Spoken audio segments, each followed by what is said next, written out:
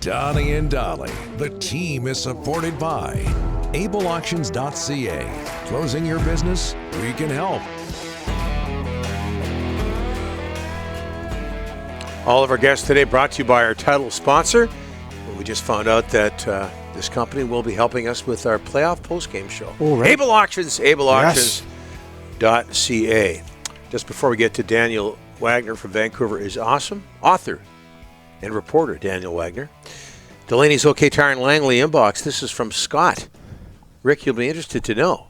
Glenn Hall, Mr. Goalie, wore the number 22 in his rookie season with Detroit. That was back in 52-53. Maybe you were getting Kelly Rudy mixed up. I knew there was a 22 with Glenn Hall. I knew it again. Thank you. Glenn Hall, Mr. Goalie, one of the great goaltenders of all time in NHL history. It's well documented. He told everybody that he used to throw up before every game. He used to get, it's kind of like you doing this show. He used to throw up before the show. He would get so nervous. Daniel Wagner joins us now from Vancouver is awesome.com. His Twitter handle, you probably know it, Pass It to Bulis.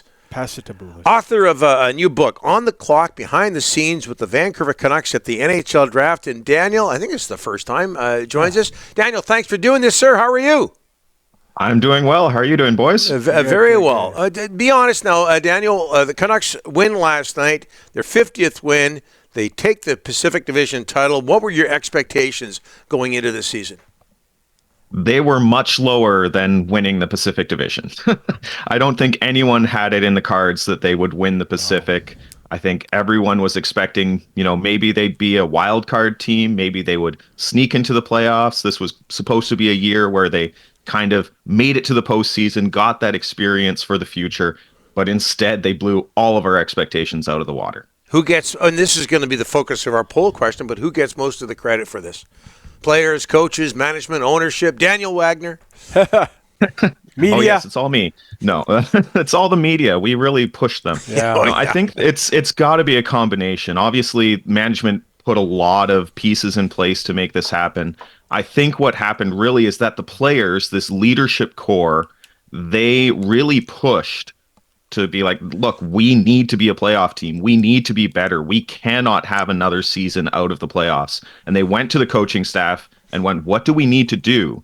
And the coaching staff took that passion and put all the structure in place that they needed to make it happen. So it's obviously, it's everyone. It can't just be put on one person, one part of the puzzle. It's everyone working together. Okay, I got to tell you, as we switch gears here, Daniel, this is just right up my alley. Do we have a shot of the book, Derek, by any chance? The book is called On the Clock, Behind the Scenes with the Vancouver Canucks at the NHL Draft. What can you tell us about On the Clock? Put on your salesman's hat.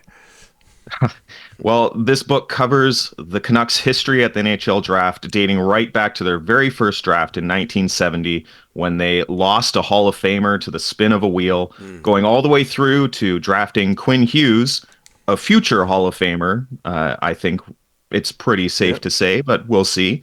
And so it goes through that entire history, the highs, the lows. It's mostly focused on, those star players that they found at the draft, even though they've never actually picked first overall, and how those draft picks happened, how those general managers got the knowledge that they needed from the scouts, all of those pieces of the puzzle that go towards drafting a star player. How would you describe the Canucks draft history? You touched on it there. It's not great. There have definitely been more lows than highs, but I think the really compelling stories are the players that they got in places where you wouldn't expect to get them, like Pavel Bure as a later pick. How does that happen? How do you get the two best players in a terrible draft in the Sedin twins? How does that happen? How do they get Elias Pettersson without picking first overall? I think those are the really compelling stories. Like even Stan Smyl, someone who was the face of the franchise, picking him outside of the first round. How do they get those star players without having that first overall pick? There's another one, Alexander Edler, and the way he was drafted. And some said he was playing in a beer league in Sweden, and there was something about a lucky phone call. Tell us about that. Absolutely. So Edler, that's one of my favorite stories from the book. I talked to Edler about that beer league comment, and he actually wasn't a fan of that. He thought that was pretty unfair to describe that league as a beer league because he has so much respect for the players in that league and the work that they put in. A lot of them had full-time jobs and yet were still playing professional hockey. It was a lower tier, but that team now has even moved up to the second tier. They're now in the Hockey Allsvenskan in Sweden. So that team has put in a lot of work. And it was actually his former captain with that team, who's now the coach who led them to move up a division.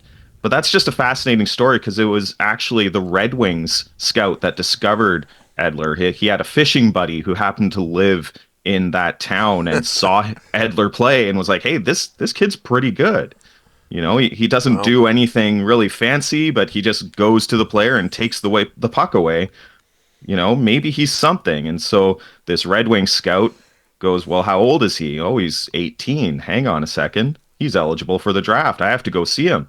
So we went and saw him once and was like, well, he was good, but I need to see him one more time. And the mistake that he made was he called that team's coach and said, hey, I need to see him, but is he going to be in the lineup?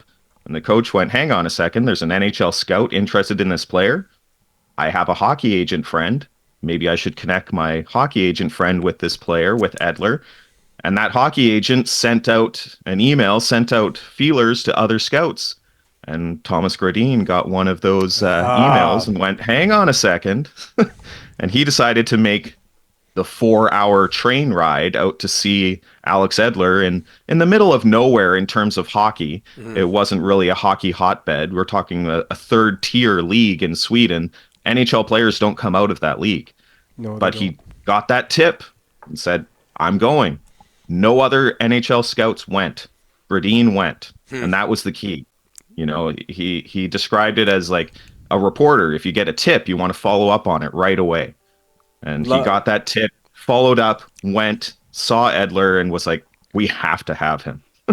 I just love those stories. I love reading books on drafts. The Pavel Bure thing, Donnie and I would know because we are reading the Vancouver Province daily for updates. There was the missing game sheets. There was so much red tape. There was Brian Burke going back and forth. And then they went to the U.S. to pick up Bure. Burke did, I think, in Seattle or California. Talk a little bit about Bure and how that whole thing came down. Well, Bure is a really fascinating story because I think a lot of the mythology around it is actually incorrect.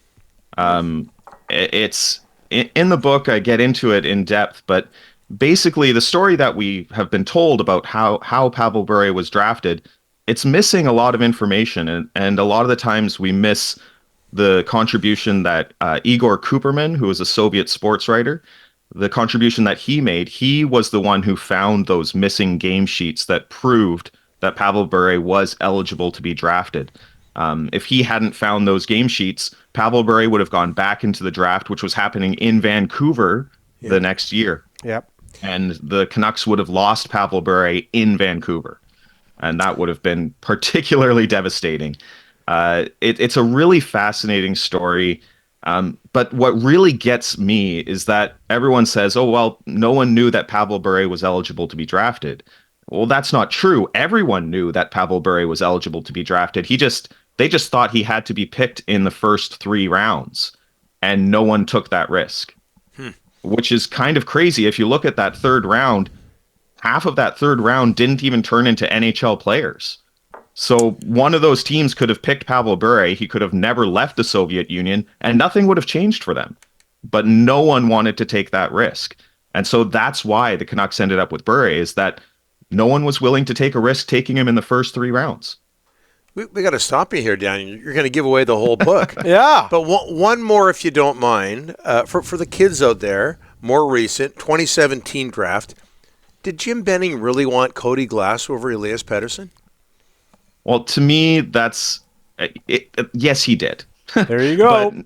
but not in the way that you think. I think what happened there, and you'll see it across the NHL, is that the teams that really heavily scouted Elias Pettersson in the Allsvenskan, in his regular season, they loved him. They had him in their top 10. The teams that primarily scouted him at international tournaments had him late in the first round or outside of the first round altogether. I think there was a big divide there between who saw him play in the regular season game after game and who just saw him at international tournaments where he wasn't as good. He wasn't as great against his peers in those moments. And if you think about Jim Benning as a general manager, he's not going over to Sweden to watch Elias Pettersson play in the regular season. He'll see him at international tournaments and he'll get the scouting reports. But, you know, you get those scouting reports, you compare them to what you've seen with your own eyes against his peers at these top level tournaments, and you go, well, what am I missing here? Whereas a guy like Cody Glass, he's in the WHL. Yeah. Benning has a lot more opportunity to see him. And so I think it was less that Benning wanted Glass more than Pettersson. I think he just knew Glass better and was like, well, why isn't Glass above Pettersson on your lists? And so there was this argument, this back and forth. But the scouts who had seen Pettersson play really, really pushed hard for him. Yeah. And I think that's the sticking point. People think, oh, well, Benning wanted Glass. He didn't want Pettersson. Well, that wasn't really it. He just had more knowledge of Glass, wanted to know why they were so high on Pettersson, and was eventually convinced. And very quickly, Dan, did you talk to Jim? Did you talk to Jim Benning or Mike Gillis, Patrick Alvin? Unfortunately, I wasn't able to talk to Jim. It was not long after he was fired from the Canucks, and he was understandably not keen on answering calls from Vancouver reporters. I did talk to Mike Gillis quite extensively, though, so I did get to talk to him. Okay, Derek, if you don't mind, if you could throw up the book one more time, a shot of the book. It's On the Clock, Behind the Scenes with the Vancouver Canucks at the NHL draft. I'm going to hit Amazon and get myself a Get it copy. going. And then I'll do that, and then Rick will call you for a free copy in a matter of moments. Okay. Send it over the I'll free get one one. in the mail for you. Yeah, I'll Okay. get one in the mail. This has been great, Daniel. That's so intriguing. That book. We really appreciate this. We'll get you back on. Thanks so much. Thanks for having me.